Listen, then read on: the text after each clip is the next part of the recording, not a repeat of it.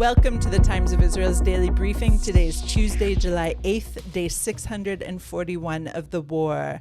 I'm Amanda Borschel-Dan, here with our diplomatic reporter Lazar Berman and US Bureau Chief Jacob Magid, both joining me from Washington. Hello to you both. Hello, Amanda. Hello, Jacob. Hey, Amanda. Hello, Lazar. It is very late at night for you guys, quite early in the morning for me, and U.S. President Donald Trump and Prime Minister Benjamin Netanyahu have just finished their private dinner in Washington, D.C. So we'll hear about their remarks before and after, and while there is as yet, of course, no announcement of a ceasefire hostage release deal, Trump has told all involved that he expects one by the end of the week. So we'll learn what steps are being taken to ensure this deal has a fighting chance, including ramped up pressure in Doha, where Israel and Hamas are still conducting indirect talks. We'll also speak about what we learned about Syria and what Israel is asking from the U.S. regarding Iran, and much, much more when we're back.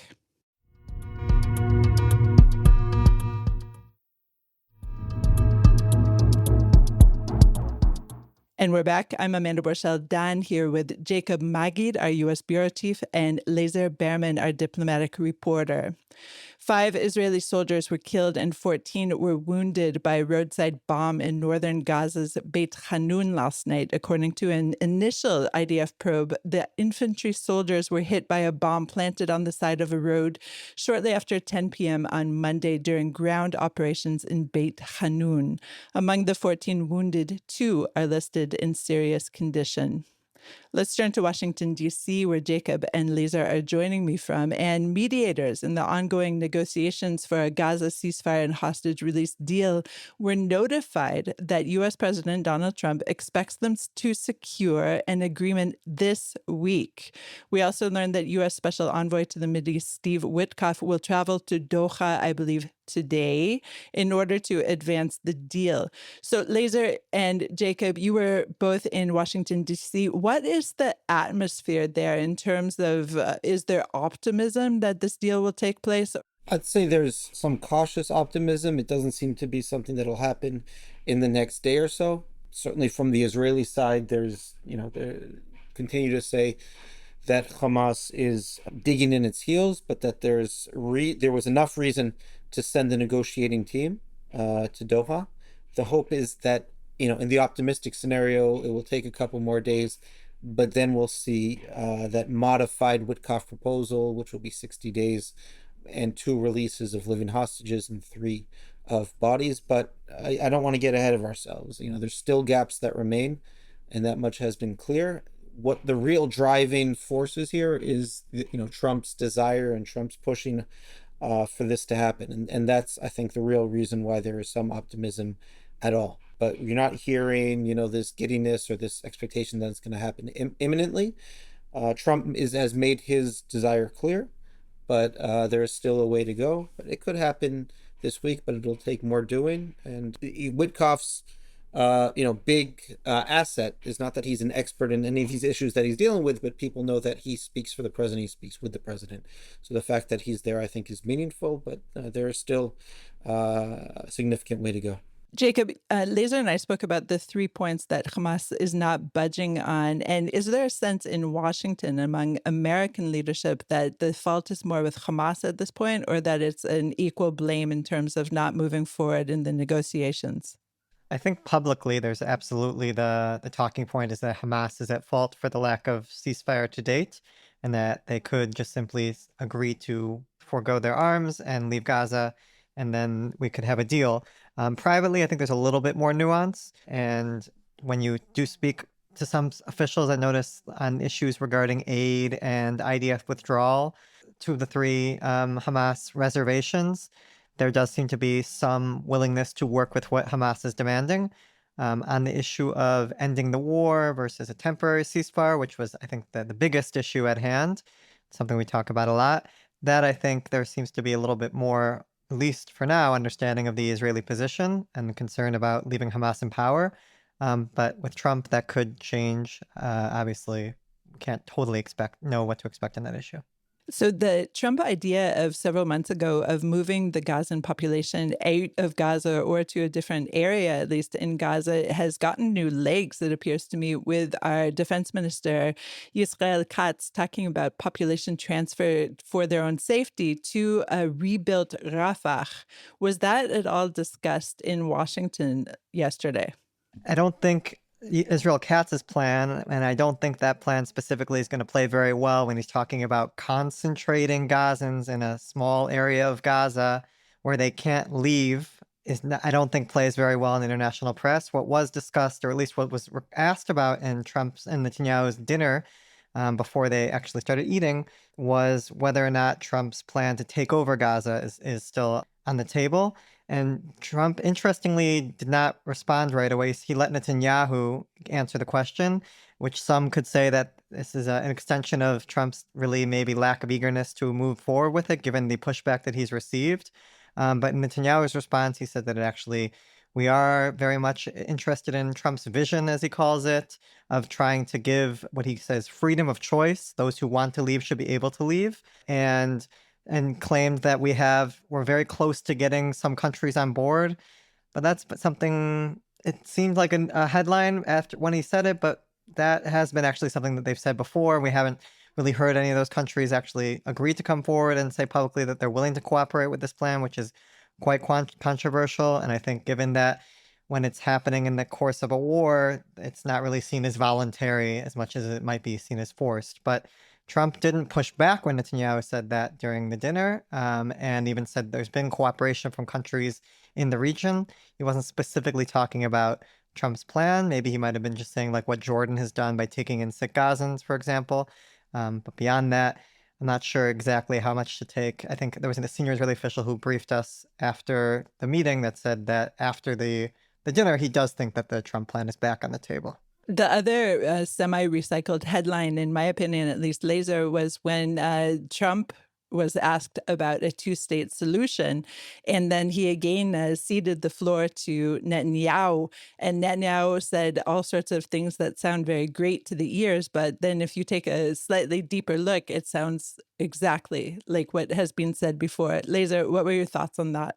Yeah, Netanyahu is not moving toward any sort of two-state solution, and there was also a senior Israeli official in the briefing who made it very clear that there's no question there's not going to be a full Palestinian state. Israel is open to many sorts of self-determination, but security control will absolutely remain in Israel's hands. That's the approach of this government.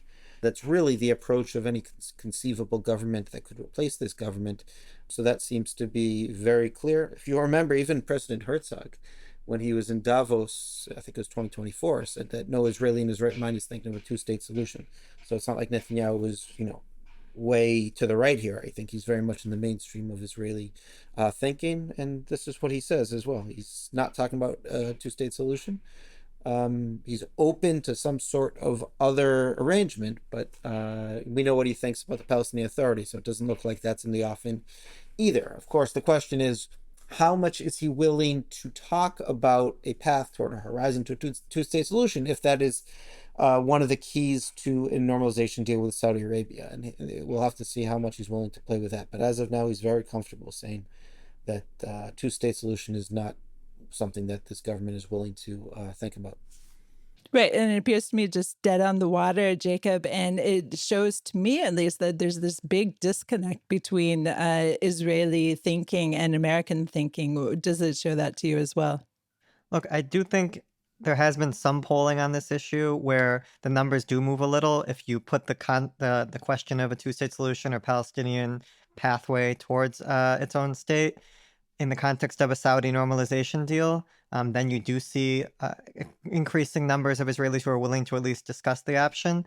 And that's something I think is important to take into consideration. And I think just the reality of what the Saudis are asking for, if Trump is so determined to try to get this Saudi deal, or even lots of other deals in the region, I think what he's hearing over and over again from Saudi officials and others in the region is that it's just not going to happen. And it's not going to be about paying lip service. That's not going to be enough. If you want to try to get this deal that you feel like is very important to really further integrating the region, it's not going to come by abandoning the Palestinians. So it appears that the dinner was very cordial, and it is full of things that we've heard before. We will, of course, discuss Syria and Iran in the second half of the program. But one notable thing came out of the briefing in which a senior Israeli official implied or said straight out, you tell me, that Israel is willing to at least temporarily govern the Gaza Strip. And that is new to me because we have, of course, heard about holding up to 75% of the territory and the different corridors and things of that nature. But governing is a completely different story. Lazar, what are your thoughts on this?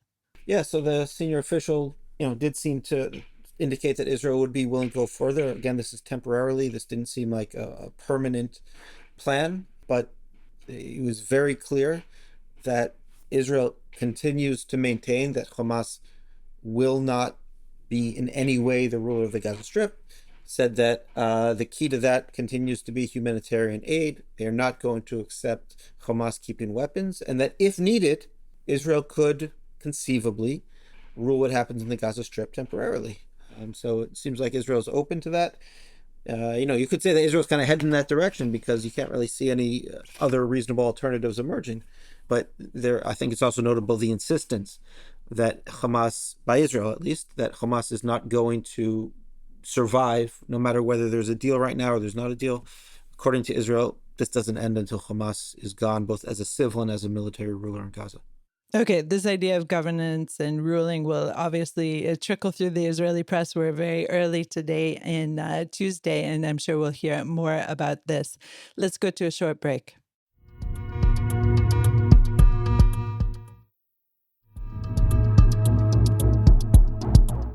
And we're back. I'm Amanda Borschel-Dan, joined by two in Washington, D.C., Lazar Berman, our diplomatic reporter, and our U.S. bureau chief, Jacob Magid.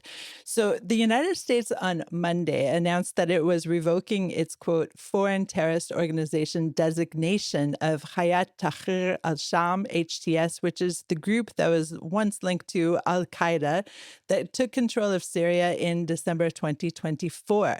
Now, of course, I'll remind our listeners that last week, U.S. President Donald Trump formally dismantled U.S. sanctions against Syria, saying he hoped to reintegrate the war-battered country into the global economy. We have heard a flurry of reports of indirect talks between Israel and Syria. And, honestly, Jacob and I had a bit of a wager that there would be an announcement coming out of this dinner. And my secret thought was that it wouldn't be about a ceasefire, rather about some kind of deal with Syria. So, Jacob, I still owe you a coffee on that. But Lazar, what did you hear at this dinner about ties with Syria? Anything that was new to you? Well, it seems like the Israelis don't want to speak too much about it. Trump had this thing where he indicated that many countries had asked the U.S. to lift sanctions on the new Syrian government, including Bibi. So I don't know if that was just a Trumpism, speaking. I don't know, how he just kind of says things, but maybe it's him revealing things that he shouldn't reveal. So it's unclear. Certainly the Israeli side doesn't want to speak about the Syrian possibility too much. Also during the briefing, they really didn't want to get into it. But I think what is clear that if any deal is on the table right now, it's going to be a narrow deal, a security deal that could possibly lead to something more in the future. But it seems sensitive because Israel isn't speaking too much about it. Israeli officials did say that they continue to insist that there's no Turkish bases in Syria, and they're not willing to broker that. But in terms of what's happening with Syria itself, I think the fact that they're not willing to talk about it means that there is certainly something happening. It doesn't mean that this will reach a deal, but that there are at least efforts, and they don't want to get in the way of it. And Jacob, it seems like the question is always, what are the U.S.'s motivations in this kind of thing? And it seems like at the dinner, we got a little inkling of that. And that's, of course, about the power vacuum that could have occurred had the U.S. not stepped in. But what were your thoughts about what was said at the dinner about the Syria issue? Yeah, I think the U.S. is really grabbing this issue and taking it as one that could be really revolutionary. And the decision that Trump made to remove these sanctions on Syria and start warming ties with Ahmed al-Shara, the leader. Basically, the argument is that had we not made this partnership, had we not made him our friend, he would have looked elsewhere. And because we made that decision, he's not now going to the arms of even Erdogan, who Trump likes, but others in the region, of course, Iran. And therefore it's important to continue in this process. And it's just interesting to see the transformation on the Israeli side as a result of the U.S. embrace of Syria and its government, whereas you had leaders like Foreign Minister Gideon Sa'ar and Defense Minister Israel Katz, who talk about repeatedly referring to Shara as a terrorist in a suit. But now, once they've gotten a better understanding of where the U.S. is on this issue, there's a very different tone coming out of Jerusalem and coming out of Netanyahu and coming out of those who briefed the press today, and even in public. During the dinner, Netanyahu praised Trump for opening this channel with Syria. And I think that Israel's recognizing that it could not continue in its path that it was heading, which was kind of this basically a clash with Syria, had things continued the way that they were going. So, of course, this meetup was born out of the cooperation between the United States and Israel in the Israel-Iran war, the 12-day war. And one has to think, okay, what are the next steps? And of course, Israel anticipates that the United States will permit it to launch new strikes on Iran in the event that the Islamic Republic does attempt to restart its nuclear program. I imagine that kind of conversation was not held before the cameras. I'm talking, of course, about a similar situation that we have with the Hezbollah ceasefire from November 27th, 2024, in which Israel is basically taking to the skies and even on the land anytime it feels like there's a threat to the country. So the question here is, and I imagine this will be discussed again behind closed doors, will Israel be given the carte blanche to take to the sky anytime it feels like there is some kind of threat against the country with a restart to the Iranian nuclear sites? I think the way that this famous senior Israeli official put it during this briefing afterwards was that absolutely Israel will be able to act as it would like in Iran, and not because it got a green light from President Trump. The way that the senior Israeli official put it is that the ties are just so incredible right now. We don't even need to ask Trump for an approval to strike in Iran. We just know that he'll be okay with it, or he's made clear in other ways, but we don't even have to ask. And in this, the senior official was very dismissive of reporting about suggesting that there had been some request and U.S. approval afterwards. That's just not the way things actually are playing out, according to the Israeli side, and that really the U.S. is just completely gung-ho in full coordination with Israel. Basically, sides are reading each other's minds, if you believe the way that the Israelis are kind of trying to spin the ties with the U.S. right now. I mean, the U.S. side can be quite changeable, of course, but we do see a model in this besides the Hezbollah model, and that's, of course, the attacks on the ports in Yemen. But Lazar, do you really see an opportunity here where Israel, anytime it wishes, will fly those around 2,000 kilometers and attack Iran again?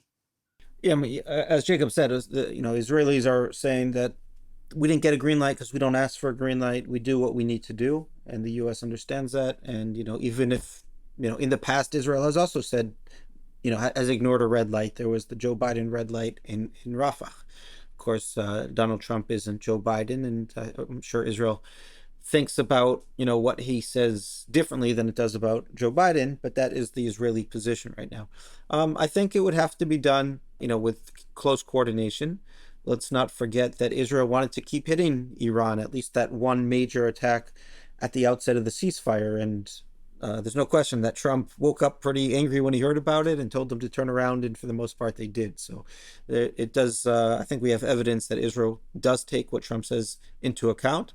And I would think that, there's a lot of work being done to make sure that neither side is, especially Israel, but that neither side is doing things that the other side does not agree with, and that both sides, I think, recognize that close coordination is better for both right now. And it seems like so far from the optics of this meeting, that's the way things are being handled. And I think things are looking good for Israel right now on the Iran front.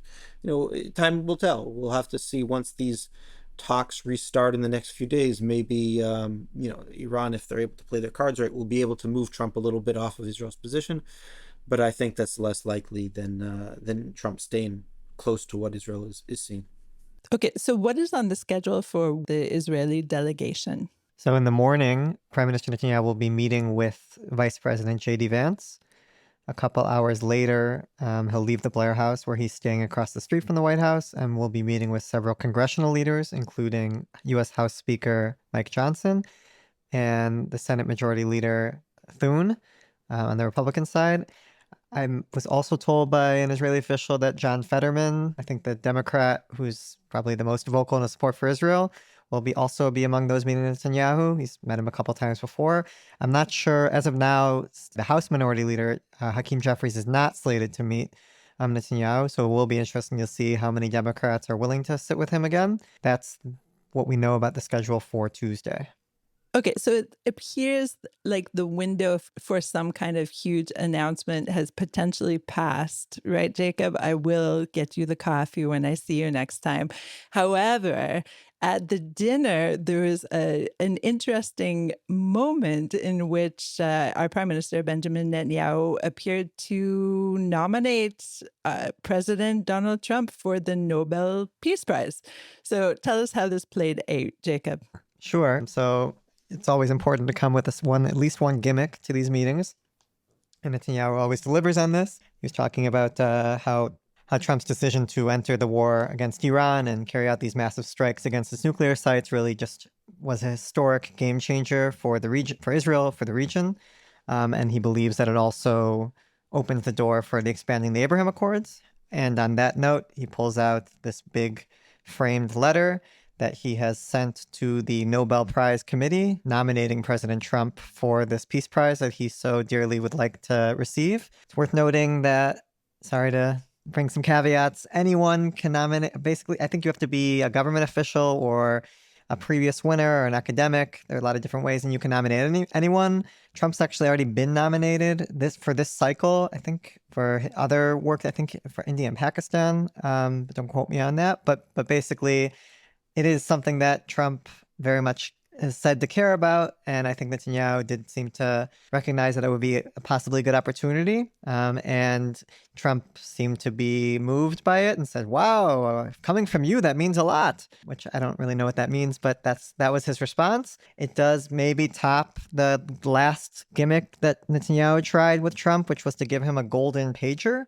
from that famous Hezbollah pager operation. But notably, there was actually a book that came out, or reporting that was done, that actually said that Trump was weirded out by the pager. So we'll see in the books that come out in the coming months, or the reporting that's done. Maybe I can dig into this as well about whether Trump actually liked this Nobel Prize nomination. But at least publicly, he was a fan of it. All right, Lazar, Jacob, it's very late for you guys, so get some rest before this next day of the Israeli delegation in Washington. Not happening. All right, thank you both for joining me today. Thank you. Thanks for having me, Amanda. Thanks for listening to the Times of Israel's Daily Briefing. Please check out another installment tomorrow. This episode was produced by the Podwaves. If you have any questions or comments about this or any other episode, please drop us an email to podcast@timesofisrael.com. Until tomorrow, shalom.